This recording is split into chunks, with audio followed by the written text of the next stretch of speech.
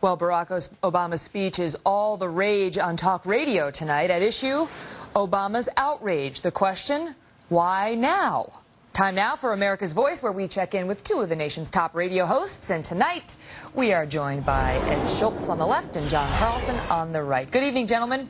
Good evening. Evening. Boy, oh boy. You know, we went into this week thinking we'd have Chris Wallace's interview on Fox News Sunday, and maybe that would be the biggest Obama news. But on and on it goes with Reverend Wright.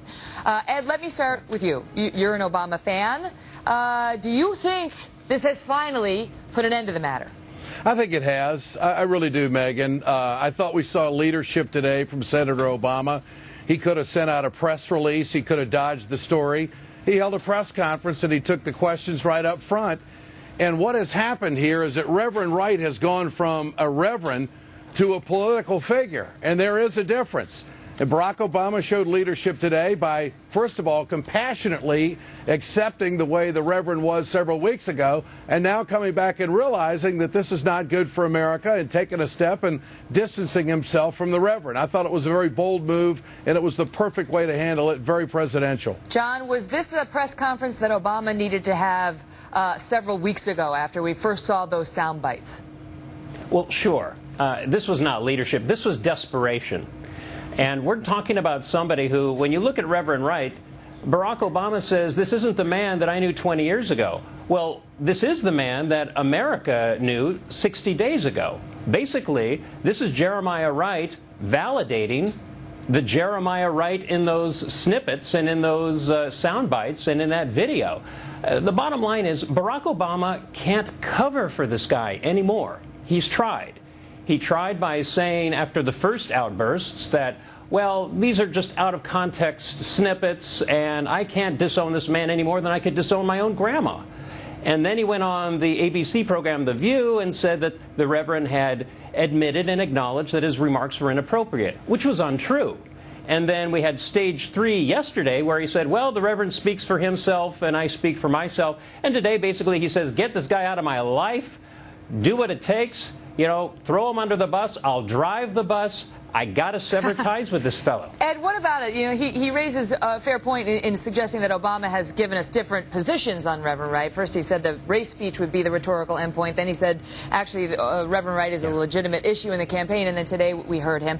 Can you respond to that point? In particular, why now? Why so late? Well, first of all, the way the media is portraying this, John McCain is out there saying that whatever Reverend Wright says, that's the Obama campaign. I mean, this guy has gone from a pastor to a political figure. It was totally different.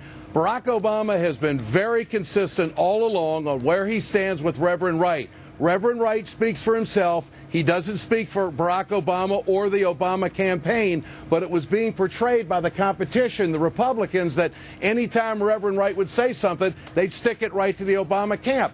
Obviously, it was, in some corners, you could call it damage control, but it was necessary to communicate with the American people, wait a minute, this guy's not speaking for the campaign, he's not speaking for me, the candidate, and obviously it's great fodder. And I will say this, if I'm a syndicator, I'm giving Reverend Wright his own radio show. This guy's hot copy.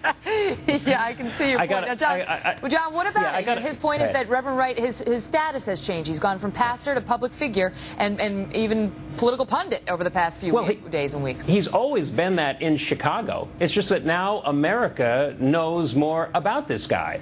And I've got to correct my friend Ed. He has done a complete, Barack Obama has done a complete 180 on Jeremiah Wright. No. Back when he gave the so-called race speech, he said, I could no more disown him than my own grandma. The man you saw in that tape is not the man who has said these things, who really means these things. Now we know that he does mean these things. This is Jeremiah Wright. A man he also said that Wright has changed. He also said that Reverend Wright has changed quite a bit. He's not the same one. Clearly he hasn't. They're just going to keep on going through the break, but we got to run. Thanks, guys.